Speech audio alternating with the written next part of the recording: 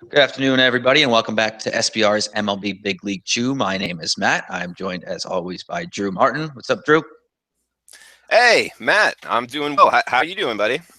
Hey, I'm doing really well. Can't wait. Today's my last day this week, and I get a nice long weekend. Jeff is joining us as well. Big man on campus. How you doing, Jeff?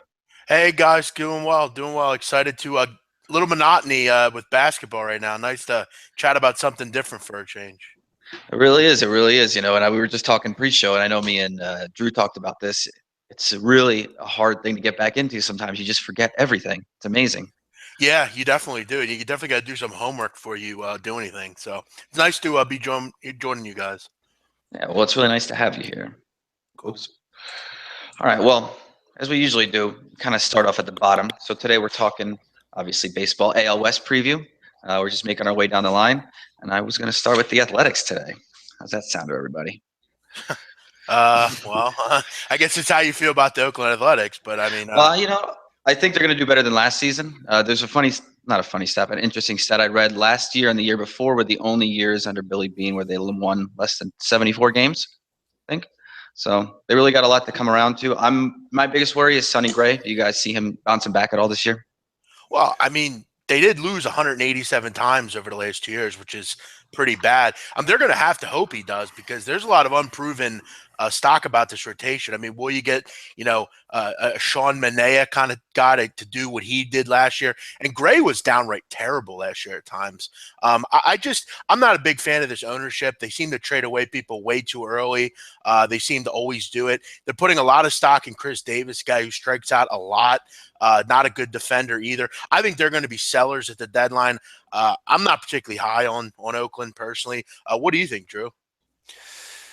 I agree with you. I mean, it's interesting that you brought up the under 74 win total, Matty. I think that's right about what the Westgate has them at now. And this is one of the strongest, I guess, win-loss totals I'm going to play, and that's on the A's under. I mean, their rotation, you're right, relying a lot on Gray. I do like that guy Manaea coming from the left side. He has some good stuff, and Graveman's all right. But besides that, I'm not real high on any of these guys. Their defense isn't all that great. And keep in mind, the Astros, the Mariners, going to be pretty good this year, and that's 36 games, going against those two. So I'm down on them as well. It's tough for me to see the A's get up over 75 wins.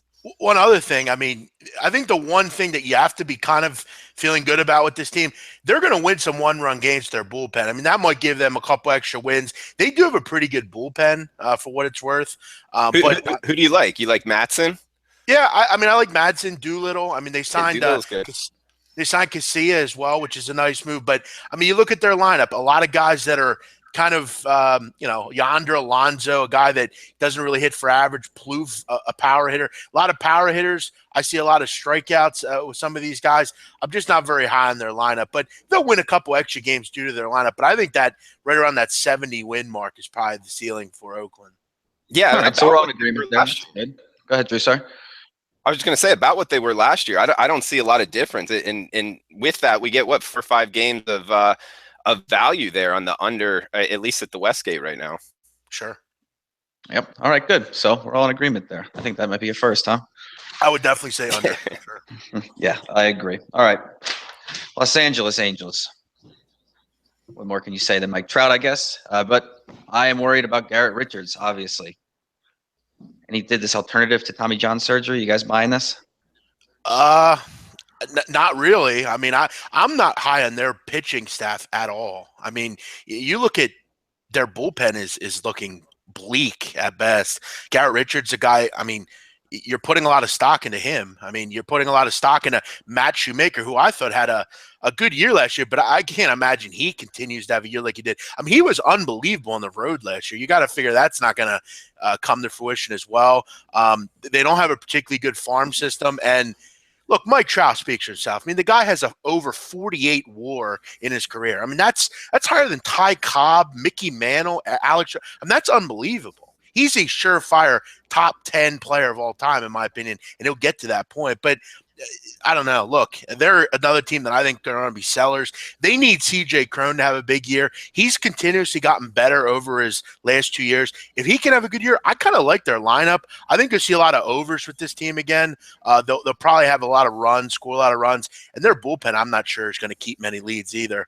I'm not very high on them either, to be honest. Yeah, big man. I mean, I'll just piggyback off of that. I don't know many of these guys in their bullpen that are slated to make the team. So we'll see what happens in training. And going around their roster, as far as the Richards injury, I'm not going to put too much into it if that's the way to go or not. But I kind of like Skaggs, their number 2 guy. Jesse Chavez, I think that he has, pretty good stuff.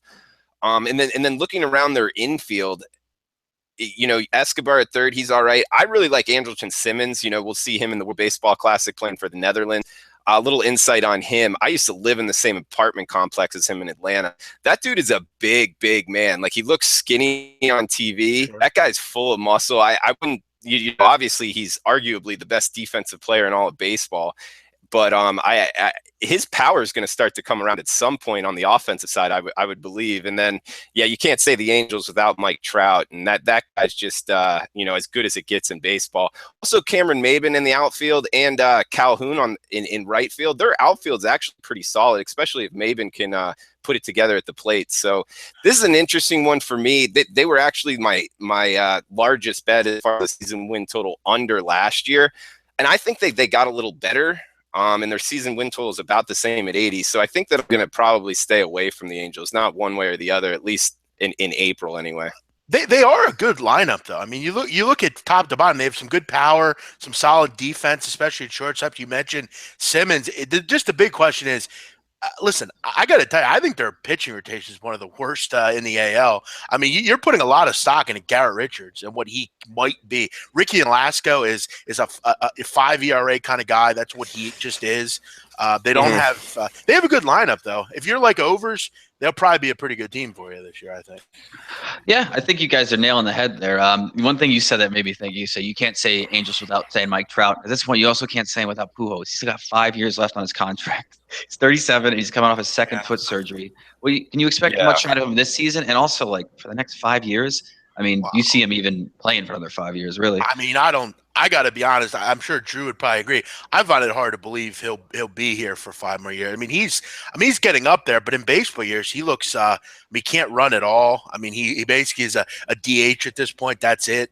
Again, he'll give you some home runs. Maybe a double once in a while, but that's. I mean, you look at some of the guys they have on their team. They got a lot of slow people. It looks like. I mean, Cliff Pennington, Luis Valbuena. I mean, C.J. Cron, a lot of not very fast team, put it that way, some of these guys. But then they got Ben Revere, who is lightning quick. Yeah, I don't know. Pujols, Drew, you would agree. He's probably not going to go much longer, I don't think.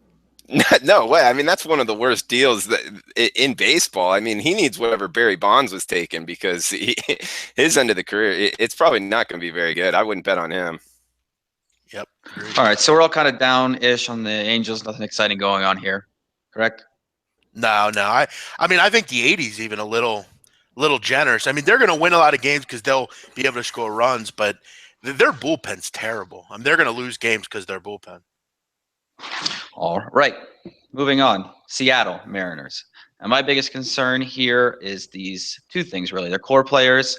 They're locked up for long-term contracts, which some could say is good, but where's their incentive to keep playing hard? And they're getting older. So you're talking guys like Cano, Cruz, and King, I guess, those three.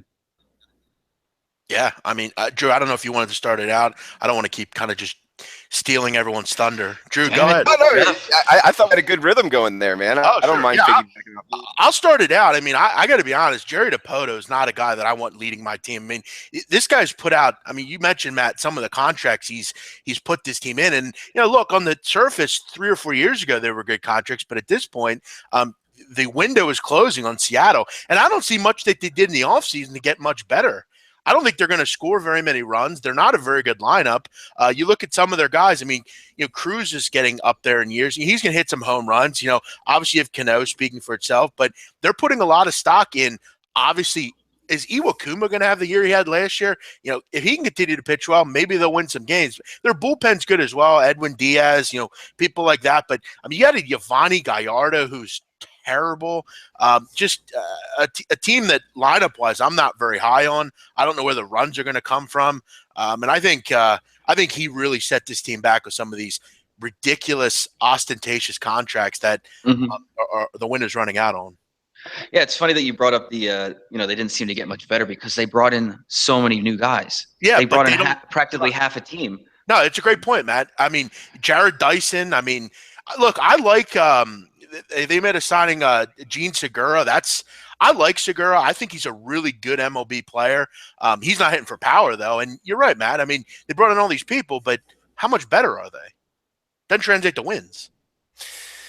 Yeah, I mean, it's interesting that you brought up Gene Segura. I'm not sure if you guys know his story about how his son died in the Dominican, and then he had a bad year, and then he's since come back from that. So it's not like you get over it. But he put together a hell of a year last year. Comes to Seattle. He's a great he's a solid defensive player, and you're right. He's not going to have power, but he should be able to get on base. And looking around their infield anyway, I mean, Seager at third, Cano at second. That's some power right there. In their lineup, Felix Hernandez, Irakuma, I guess you could say they're coming towards the bottom end of their careers. But I really like Paxton and Smiley. Those two lefties, I think that if they can get anywhere near 170 innings, I would see Seattle going to the postseason. And at that, I mean, at 85 wins is what they're projected. I think that they can get there. So I guess I'm in minority, at least in our trio. But with Nelson Cruz also at the DH, I don't know. I might be betting on the M's. I mean, they got the Angels and the Athletics for 36 games. I think that they can rack up some wins there in the AL West. I think from a betting standpoint, we talked about overs with LA. I think you see a lot of unders with this team. I mean, look, again, they're pretty good defensively. But again, I mean, look at that outfield. I mean, Leotis Martin, Dyson, and Haniger. I mean, not a lot. Catcher's weak. First base is weak. I thought Daeho Lee, losing him, hurt. He gave them a nice power surge last year. But Segura's nice. I mean, a 319 hitter last year, really kind of bounced back from that tragic situation. He's a nice ad, but they're depending on a lot of young arms for the most part. And Iwakuma, will he continue his toward pace last year? I don't know. I'm kind of annoyed with this team personally, but I just think the windows is closed for them, and they haven't been to playoffs in a long time, since the Ken Griffey years. DePoto has to do something, and he hasn't done it. You're right. I think I fall kind of in the middle of those two. Or your two. I think I'm struggling to hit 80, but go ahead, Drew. Agreed. I was just gonna say you're right. They kind of underperform year after year, so it's kind of have to get over that. So I see why you're kind of pissed off at them. Yeah, and one last thing on Segura, you have to think he will continue. Safeco, pretty big ballpark. He had a good year last year with Chase Field, which is, would we consider Chase Field as a hitter park? Oh yeah, I believe, isn't it the second highest in elevation? Yeah. Other than Arizona, both two good hitter friendly park. He should have a good year, but I'm down on them personally. Okay. Good stuff, fellas. Good stuff. Moving on. Actually, before we move on, I was just looking at something that's popped up. I don't know how I missed this, but Sonny Gray got shut down. Shut down? Yeah, 3 weeks. Okay. Well, I mean, not making his opening day start. Yeah, I mean, he'll still be in there most of the year. I mean, look, but they're dependent on a lot with him. I mean, he, again, had a bad year last year. We'll see. Again, I think we all agreed they're not going to be very good anyway. So, that's not. Yeah, I wasn't putting a lot into Sonny Gray anyway. I mean, I think Minea, he's up and coming for the A's. So, yeah, it does point me a little bit more towards the under. But yeah, on the under with the A's. Tell me, Sean Minea is not a dead ringer for Mark Sanchez. Looks just like, I don't know. Doesn't Sanchez have that goofy mole though? I don't know. I think, but I think they look dead alike. It's kind of weird. Should be each other for Halloween. All right, moving on. Texas Rangers. Pretty much this rotation, the health is terrifying. I took some notes here. Yeah. All these guys, horrible DL stints. Darvish, 5 times since he's been on the team. Tommy John. Martin Perez, Tommy John. Cashner on the DL right now. Yeah. Griffin, Tommy John. Ross starting the year on the DL. Yeah, that's the rotation. 3 of their 5 starters have had Tommy John surgery. You mentioned Darvish. He's been on the DL 5 times since joining Texas. Listen, I don't know how you can be as bullish as they were last year. I mean, this team run differential was 8 runs. I mean, that's That's really bad. I mean, that shows me that, if they were unlucky, they would have been an 80, 82 win team. Instead, they won 36. 95. Yeah. Sorry, what did I say? 80. Well, no, I mean, but if they were unlucky, they would have been a lot worse. I mean, 36-11 in one-run games. You have to think that's not going to happen again this year. It's actually very much unlikely to happen. And I also wonder, they let Ian Desmond go. Shin-Soo Choo is more of a DH at this point. Is your outfield going to be what you want it to be? Profar and Mazzara are really good. They're possibly really good MLB players, but they're unproven also. I just think there's a lot of unproven things about Texas that I'm just not really interested in betting on. I'm not interested in betting on a team with so many concerns in the pitching staff, the uncertainty in the outfield. Again, 90s. What's their win total, Matt? I see it at 84.5. Yeah, that's what I had, 84. Okay. Yeah, I mean, that's about where I would probably put it. I don't think there's any betting value in Texas at all right now. Well, something you said, you don't see a lot of proven talent. I think that what I see is a lot of proven, slightly above average play. Well, no, you have expected talent, to be Matt. exceptional, Sure, but that's the problem. For some reason, they're accepted, and as you said, they won 95 last year, but they played like a team that should have won 85. Right, and no, you're right. They have a lot of potential, let's say. But Profar Mazzara, I thought towards the end of the year kind of tailed off a little bit. I don't know. They're good, and they can be really good. It's just they haven't proven that yet. I would have kept an Ian Desmond. I like what I saw from him last year. But I'm not as high on Texas. What about you, Drew? I agree with you. I mean, I'm not as high on them as last year. They go 36-11 in one-run games. So obviously, there's going to be a pullback there. Some Orioles. Yeah, exactly. With only, like you said, Jeff, only a +8 run differential. That's almost not sustainable. It's surprising that it happened for as long as it did last year, to tell you the truth. I actually lost some money on this team towards the end, but I will say this: their 1-2 punch, Cole Hamels, Yu Darvish, is pretty solid. I mean, if they do make the playoffs, this is a team that I would actually look to back just because of really that 1-2 punch. And keep in mind, Yu Darvish only had 100 innings last year coming off of Tommy John surgery. So if he can keep up that pace that he was on, that's a guy that I'm really going to look to bet on. Going around their infield, I do like Elvis Andrews. I think, he can take that extra base. Beltre at third, Napoli at first, Odor at second. We know that he has a nice right cross in case something happens. So I actually like him. And Lucroy at the plate, don't forget about that. That guy's got some power. So it's a team that I think still could make a playoff run and putting their win total at 84.5. I think that's about right. So I'm probably going to stay away from him. And then Dyson at the closer, he's shown that he can do it as well. So I think that they're priced actually about right. And if they get into the playoffs, I think that they could make a hell of a run. Yeah, ceiling's high, but I think there's too many variables with them. I don't know, just my opinion. But yeah, again, if they can all stay healthy, I mean, Darvish and Hamels are great. Yeah, but when you get towards the back there, I mean, Andrew Kashner, I don't know what they're doing bringing him in. I think that guy's garbage. Agreed. He's definitely not Cash, like his name. Yeah, really. And already hurt too. Sure. Lat issue or something. And I mean, Martin Perez. I mean, they got guys like Nick Martinez. I mean, come on. I mean, stop. I mean, it's like the guys you played high school baseball with. It's like these... Yeah. I'll pass. All right. The team I'm not passing on, I'm really excited about, is the Astros. They have my favorite player, I think, in the league right now, Altuve. He's like Ricky Henderson, but hits for power, and it's really much less annoying. And I expect a lot out of him this season. Yeah, I mean, how can you not be expecting a lot of Houston? I mean, Correa, Altuve. I mean, the possibilities are endless for them. They really could be a World Series contender this year. Actually, they are.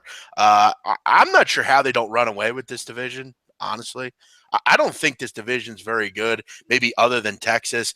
I think Houston's much better. The one issue I have, but it can be fixed at the deadline, I would like to see a little bit more pitching from them. I mean, obviously, Keuchel's good. He wasn't great on the road last year. McCullers has really high-level stuff. He could be really good as well. But then you have guys like Colin McHugh and Mike Fiers and Charlie Morton is your fifth starter. I mean, that's That's not Charlie Morton's played about on every MLB team, I think, in the major leagues. But then again, I mean, they can add to that at the deadline. You had Reddick, you had Beltran, you had McCann, plus all this young talent. This team reminds me a lot of last year, Toronto Blue Jays. Going to score a lot of runs, going to really pretty much outscore everyone. Their pitching's decent. They can add to it. The thing is, I think Houston will definitely add to it. I'm not sure Alex Apostolopoulos, the guy at Toronto, he's not a guy that ever seems to add anything. I think this Houston team is a real team, and I think they may dethrone the Cubs in the end, or not the Cubs. I always forget they're in the AL now. I keep always thinking they're in the NL. But yeah, I think they're probably one of the best teams in the league going into the year. I think towards the end they will be the best team in the league. I agree. Yeah, they're priced like it. I mean, I think they're at 91.5 now, as far as their win total goes. And I agree. You hit on a lot of the points. I was thinking, big man, I agree with you. In a young team coming up, analytics based, Altuve at second. Isn't he, top 3 in fantasy value? I mean, I'm sure a lot of that has to do with him playing second base, but their double play combination with him and Correa at shortstop, that's pretty awesome. Outfield solid. Catching, I will say this: I don't like him bringing in Brian McCann. I'm not one for older catchers coming in thinking that they're going to help. I do like Beltran. I like his, him coming from the left side anyway, his bat. So overall, pitching wise, if McCullers can come through, I really like him. We know that he's had some injury issues. So I think that Keuchel, Morton, even McHugh all come down a little bit. So I'm a little bit skeptical. And, in the AL West, it's a pretty solid division. Besides the A's, I mean, all the teams are at least going to have a shot at the playoffs. So for them to get to 91.5, I'm a little bit skeptical. I know it's kind of a trendy pick to go Houston over, but I'm going to lay off of it either way. Yeah, it is an interesting move bringing in McCann. I mean, Gaddis had a pretty good year last year, but I guess he's more or less a DH at this point. Again, McCann did win the Silver Slugger in 2015, so he's not totally away from being, kind of a reputable player. He's still a good kind of, catcher, defensive catcher.